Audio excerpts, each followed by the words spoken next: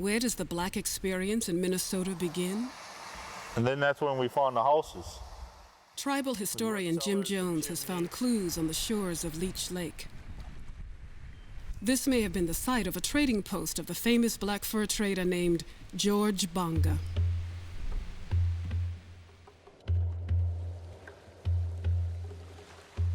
In a village near the confluence of Lake Superior and the St. Louis River, an Ojibwe woman married Pierre Bonga, a black fur trader. Their children, including son George Bonga, born around 1802, would be the first known people of African ancestry born in Minnesota. In the early 1800s, the fur trade was the heartbeat of the heartland. Along with the fur-trapping Native Americans and the fur companies, there were the legendary voyageurs. Engagés, voyageurs, were basically the truck drivers of the fur trade. They paddled the canoes, they hauled the goods, they built the posts, they did the hunting, they did all the labor. Known for songs as colorful as their dress, the voyageurs drove the area's culture and commerce.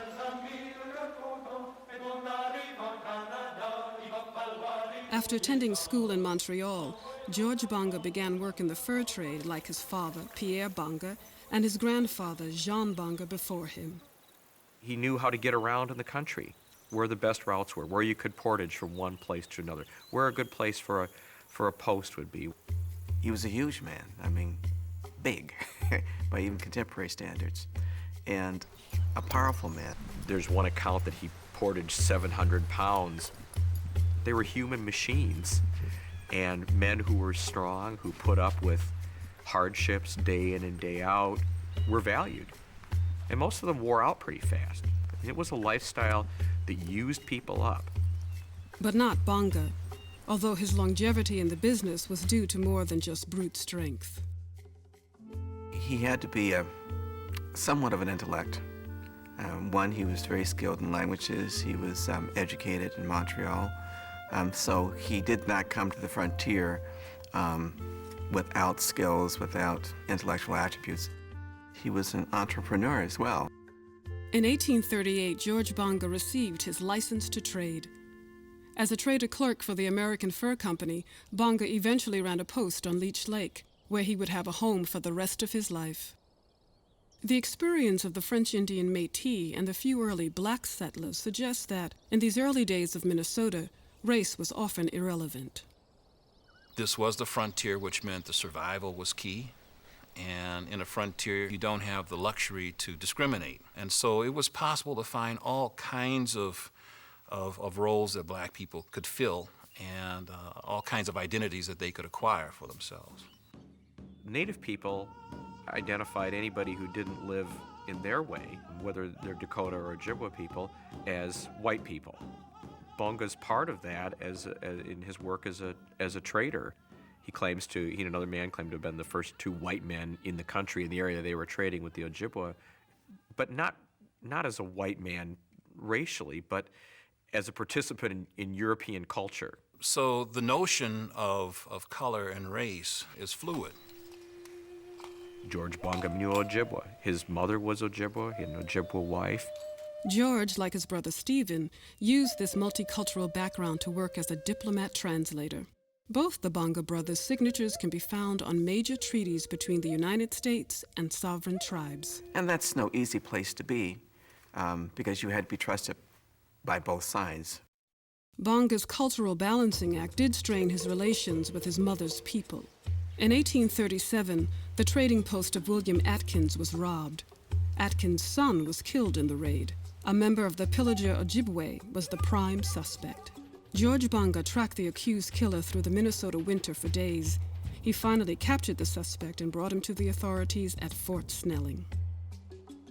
After his return to his trading post on Leach Lake, Bonga mentioned the tension he encountered. The Indians say, if Chigawaskung is missing, they will set fire to my store and break my canoes for my part. I don't think they are really in earnest in these words. Despite this, Bonga's standing with the Ojibwe remained good. He eventually started a family at Leach Lake. George married into the Leach Lake band. He took a wife from the Anigam community here. He accepted them. They accepted him. We find in history there was a certain element of trust that seemed to exist between Native peoples and people of African descent. The black pioneer gained the respect of many of Minnesota's white founding fathers, and Elder Bonga used his legendary status to advocate for Native Americans who were being pushed further into the realm of the reservation. In the late 1860s, letters he wrote to government officials reveal his contempt for corrupt government Indian agents. Respected sir, I am really sorry to have to say that I have lost all hopes in Major Clark.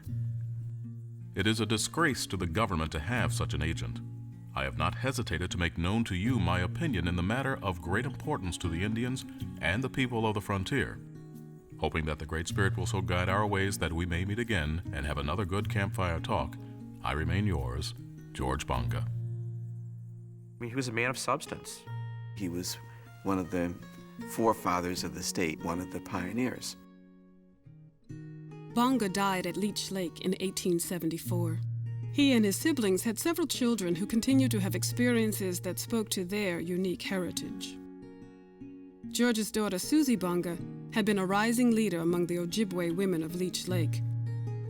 But white racism towards blacks began to influence some Native Americans, which presented obstacles for Susie Bonga.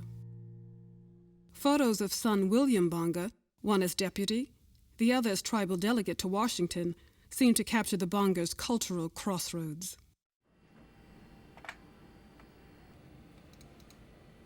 "200 years after the birth of George Bonga, conversations on a genealogy website showed the descendants of this pioneer family are still pondering their unique background.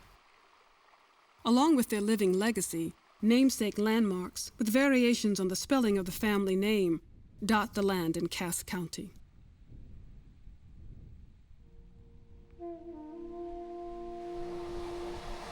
To me, this is his place. Jim Jones and others continue to make discoveries that help unravel the story of the Bongas and Minnesota's pre-territorial history. Have something like that come over. But on this day, the Pillager band member made another discovery, a brilliant rainbow that appeared over the rough waters of Leach Lake.